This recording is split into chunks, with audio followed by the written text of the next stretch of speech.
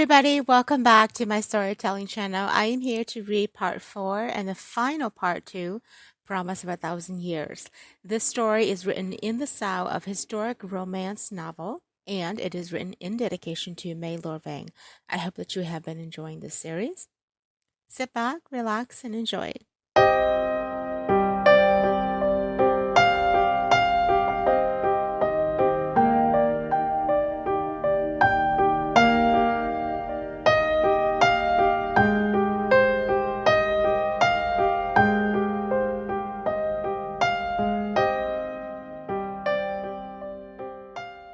The light filled the room, and Gao May looked up to find Stacy entering with a paper bag in her hands.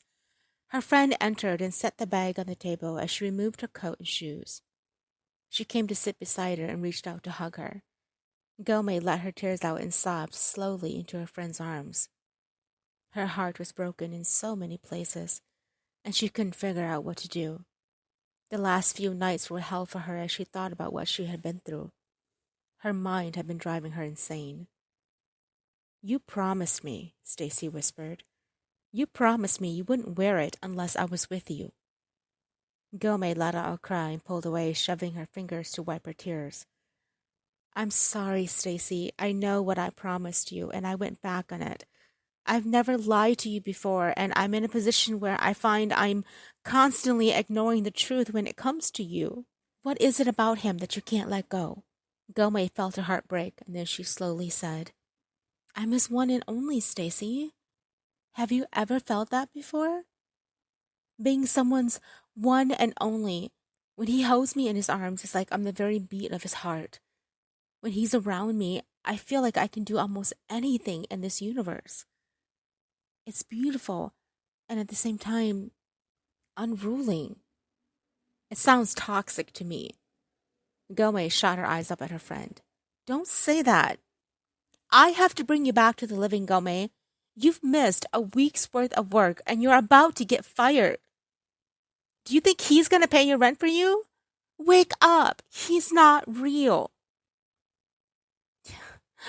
"You don't believe me, do you?" "You never have." Stacy threw her arms up. "How can I believe you when I can't see him? How can I believe you when he's not here with us at this very moment? You need to go back to the doctor and take the pills that he prescribed for you." Gao May stood up and shoved her hands through her hair. "Until when? Until the day I lose myself? Those pills do nothing for me, and that doctor doesn't even believe me either.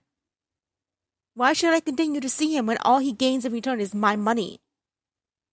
Stacy stood up and shook her hands. "Are you hearing yourself right now? You're beginning to sound crazy, and if you don't do something soon, you will lose everything that you have worked for in your life, including this apartment and your job.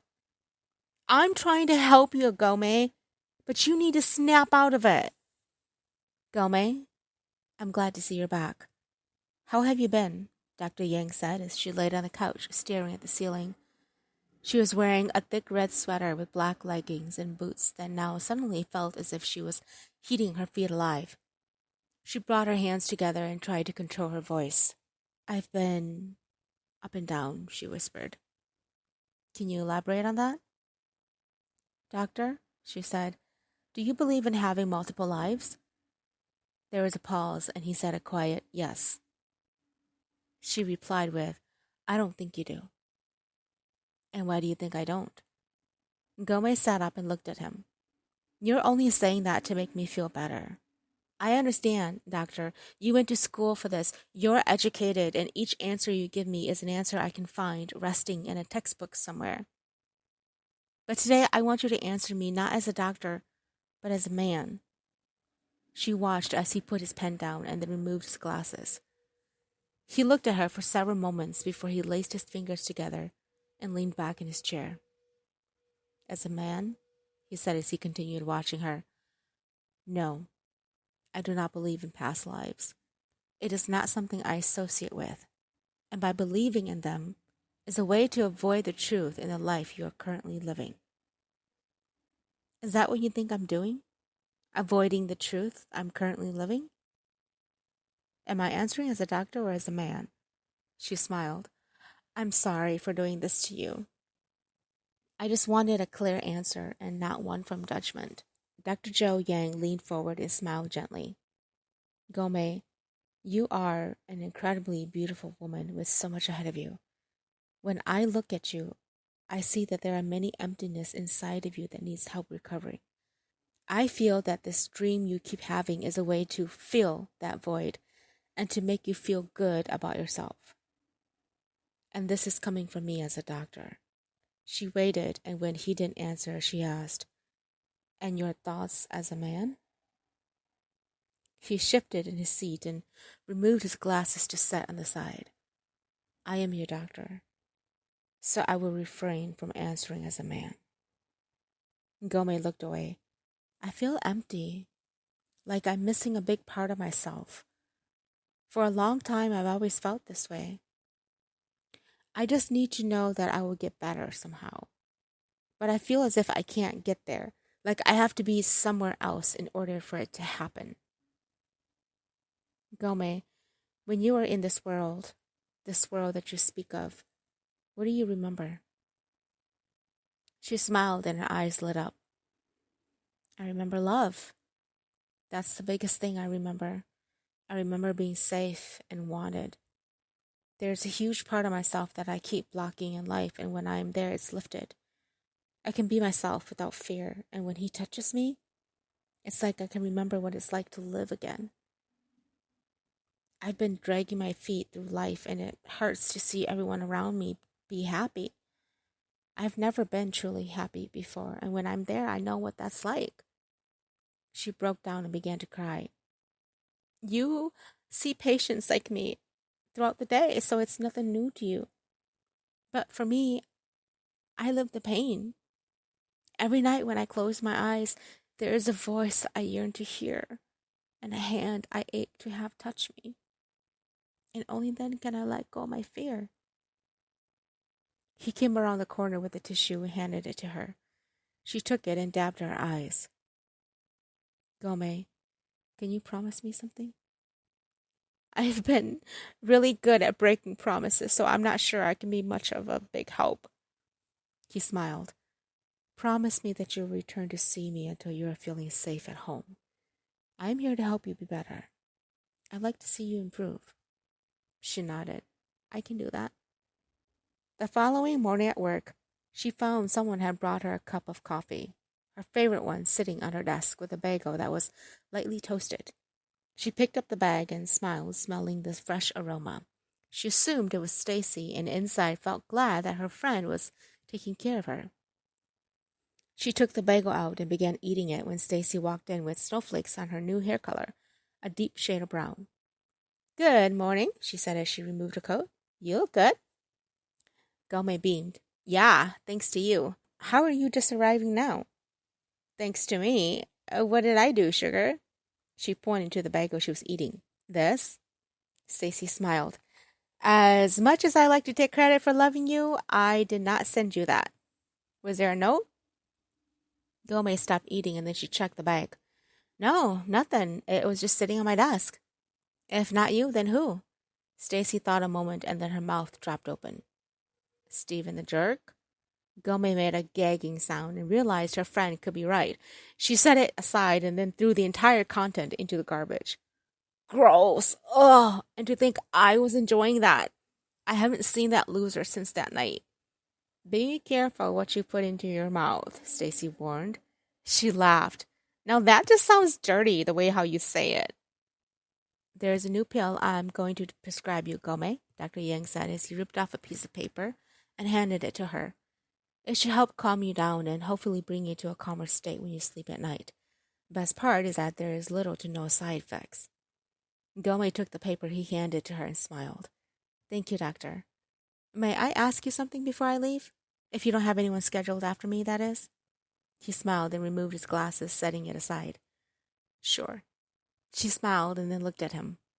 Do you think that if I were to start dating, that this, I don't know, it might help me regain some self-control over this situation?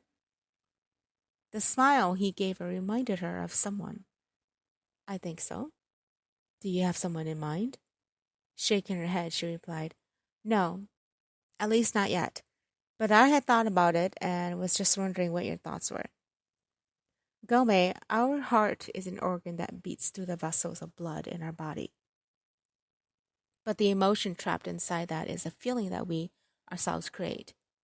If we force it forever to be numb, we can be very lonely. We all need someone to be with us, even if we are strong and can overcome a lot in our life." Gao May smiled, touched. "Wow, your choice of words, they remind me of someone I know. I never even asked you, are you married?" When he smiled, she realized her question and retracted immediately. "Oh my gosh. I'm so sorry. I don't know why I asked you that. Forget I even mentioned it. I'll see you next week." He gave her a gentle smile. "I'll see you next week." The pills rattled in her hands and she opened the cap, taking out two. She stared at the two white capsules and threw them into the back of her mouth, swallowing them down with water. She crawled between the sheets and a very heavy drowsiness took over her. She awoke to a land of green grass with fog clouds surrounding her. There were tall trees with outstretched branches like arms in the field. The sky was darkening and the wind was picking up. She began walking down the path, and up ahead she saw a lone rider on a horse coming up the hill. This was a scene that had been replayed over and over in her head. Her heart raced, and she ran to meet him, and as the light of the sun shed on the face of the rider, she saw that it was none other than Dr. Yang sitting on the horse, extending his hand to her with a smile. "Shit," Gao May said as she woke. "What the hell?" Again, the bag of bagel and coffee was on her desk when she arrived to work. She turned the cup around and saw that no note or nothing was there to give any notification of who sent it. She opened the bag and the smell made her stomach rumble. Who cares who sent it? It was her favorite, she thought as she devoured it. "How's the pills working for you?" Dr. Yang asked. Nodding, Gao May replied, "Good. I'm not having any more dreams like I used to. I am still dreaming, though." She hoped he wouldn't ask her what kind, because she couldn't bring herself to lie to him that she dreamt of him for the past 4 nights. "What do you dream of?" he asked. Gao May tried to hide the fear in her eyes and failed. He noticed and removed his glasses from his face. Taking a hard swallow, she suddenly looked at him, and the light made her heart ache from a deep place she didn't know or understand. She looked away and then back up at him. "Dr. Yang, is it strange to tell you that I dreamt of you?" she said softly. He chuckled. "No, I get that a lot." Looking away, she replied, "For the past 4 nights, I've dreamt of you. It's strange because I can't find my way out of this dream. It's like I like it even more than the past dreams. I feel more alive and I feel safer. Just coming here today," she said as she lifted her eyes to look at him, "it gave me comfort that I hadn't felt in a long time." "Why is that?" He got up from his chair and walked to sit in the stool before her. His eyes had a soft, gentle kindness in her that she felt herself sinking in them. "What was happening in these dreams?" "You were on a horse, similar to the ones I always dreamt of with the warrior king, except instead of him it was you. And I felt so safe with you. This longing inside of me kept appearing, and as soon as you rode the horse and appeared before me, it disappeared. And I wanted to run to you. In fact, I did. And you held me in your arms, and it felt good." She broke down and began crying. "It felt so good to be loved and wanted. This deep longing that kept surfacing, it disappeared when I was in your arms." And then she shut her eyes and continued talking. "You were telling me to let go and that you would catch me if I fell. And although I was scared, I did it because I trusted you. The gentleness of your voice told me it was going to be okay. And when I finally let go, you were in front of me." When she opened her eyes, he was kneeling down before her, and she fought to remove herself. He brought up both hands to cup her face. "Don't run," he whispered. "Let me enjoy this moment." Tears filled his eyes. "I have been waiting for you to return back to me." Do you know when I see your name on my appointment book, I get so excited to come to work? Gao May gasped and removed herself from his hold. What are you doing to me? I'm not doing anything to you. I'm opening a memory for you. Well, close it, she cried. I I am already messed up enough as it is. I don't need this from you. You're supposed to be professional. I don't do this to all my clients, Gao May. I'm sorry. I lost control. By the way, have you been enjoying the bagels and coffee? She ignored his apology and picked up her coat. That was you who was sending those? Oh my gosh. Stop it. I'm leaving. The walk home from the doctor's office had Gao May spinning, and she felt her heart heavy with questions. For the past week, she'd been lost in a deep stage of loneliness. She feared her heart would give out on her if she continued this longer. And today, to find that the doctor who was supposed to help cure her was in love with her. She shut her eyes and groaned loudly. What else is going to happen or turn up? At this moment in life, nothing could surprise her or bring her to her knees, worse than what was already happening. She entered her apartment and found the dress on the couch where she left it this morning. She came to touch the fabric and without even waiting for another moment, stripped and put it on. The smell that entered her nostrils made her gag as her eyes fluttered open. She sat up and found herself in a hut with a boiling pot of liquid that stung her eyes. She stood and looked around the small cottage. It was warm with the heat of the pot, and on the walls hung little white sticks. She moved closer and realized too late that they were not white sticks, but bones, human bones. She turned to go when the door opened, and in walked a little old lady hunched over a wooden cane. She had white hair that was sparse, and her black eyes gazed into Gao May's with a deep hate. Her teeth were missing, and she tilted her head to one side. How despicable of you to enter my home without an invitation, she spat. Gao May took several steps back. Where am I? Who are you? She laughed, and the laugh was more like a cackle that sounded like a riddle. Oh, my dear queen, you are so innocent that it hurts my soul. I never thought I would live to see the day that I would meet you like this. But I suppose that is my fate, for I did have a hand in taking away the beat of your heart. Gao May felt her heart sink. You were a part of it? She smiled, and then she took a spoon from the counter. She dipped it into the pot and gestured for Gao May to come to her.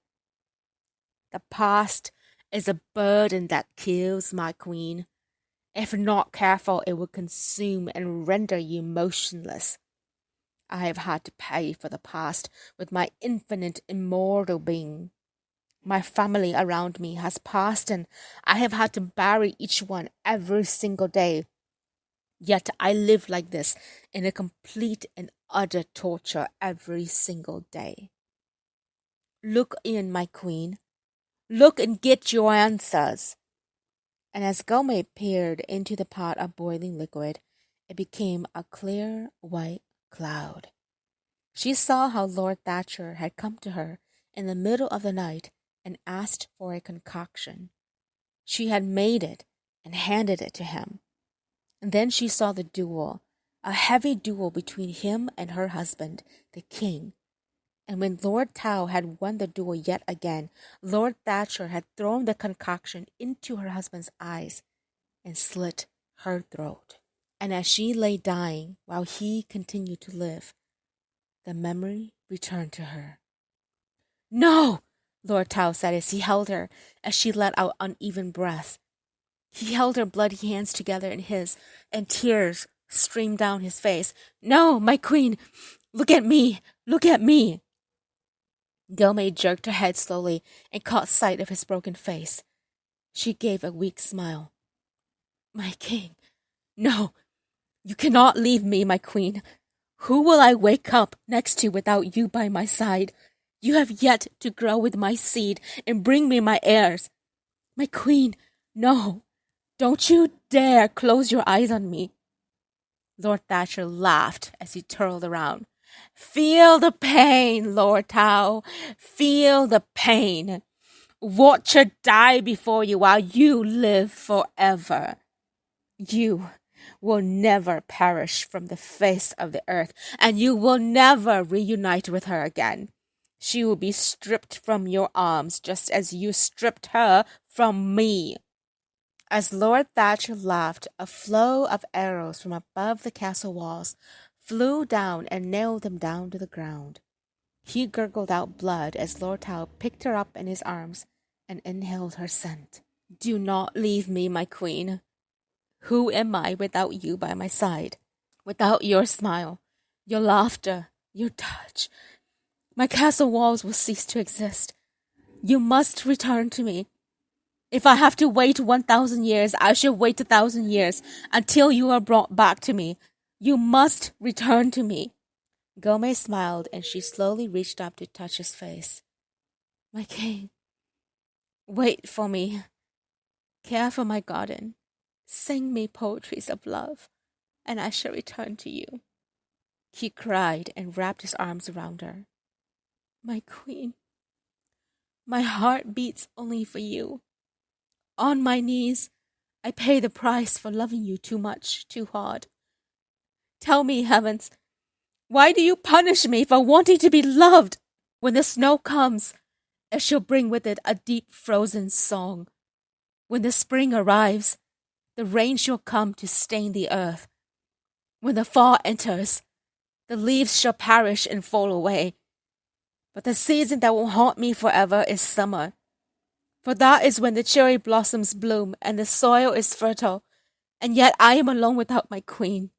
Gao May screamed and covered her face with her hands as she stumbled backward. She fell to her knees and looked up at the old woman. How could you be a part of such a horrible scheme? The old lady looked away. Money, my queen. Money. When you live a life of privilege, you have no idea how the empty stomach sings. But when you have little to go on, you do what you can. I have paid for the past 1,000 years right along with your king. My fate has been brought to me today, and after I show you this, may the heavens have pity on me and remove me from this earth. She sobbed. Even if the heavens don't pity you, I will. And I would do something unbearable, only to remember my king and love. I shall forgive you. Gao May's heart broke, and she remembered how he held her, begging her to open her eyes and to look at him. His words hit her hard in the chest as she remembered the sound of his cry. She broke down and fell to the ground sobbing as the old lady before her turned into dust. The knocking on the door woke Gao May, and she stirred. It was late in the evening, and she woke up with a throat that was sore. She stripped from the dress and put on her clothes before walking to open it. As she did, Dr. Yang stood before her wearing a thick black coat. Her heart fluttered as she stepped away and gazed at him with surprise. Doctor, what are you doing here? She asked. He let out a deep breath. I'm here to apologize for my behavior this afternoon, Gao May. I know that it's late, but if you don't mind, may I come in? She ran a hand over her hair and stepped to the side to open the door wider. He came in and closed the door. She wrapped her arms around herself and walked to sit on the breakfast chairs by the center island. He opened his mouth to speak, but then caught sight of the dress lying on the couch. She turned to catch what he was looking at and then cleared her throat. He returned his gaze to her. You were saying? She asked. He smiled. Yes, I was... He let the sentence go. You were apologizing, Gao May finished for him. He nodded. Right, yes.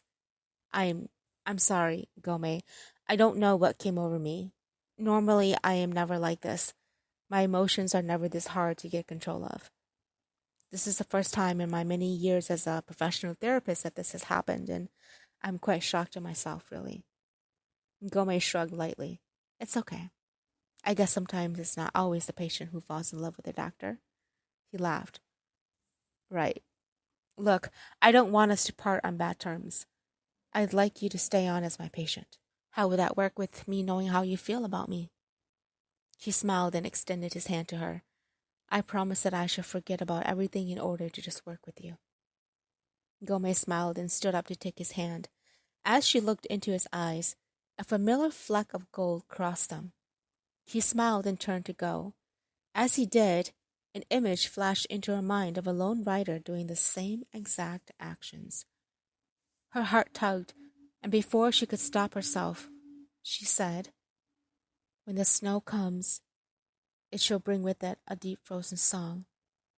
When the spring arrives, the rain shall come to stain the earth. When the fall enters, the leaves shall perish and fall away.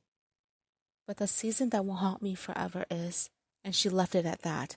And to her complete and utter surprise, he turned around and finished for her.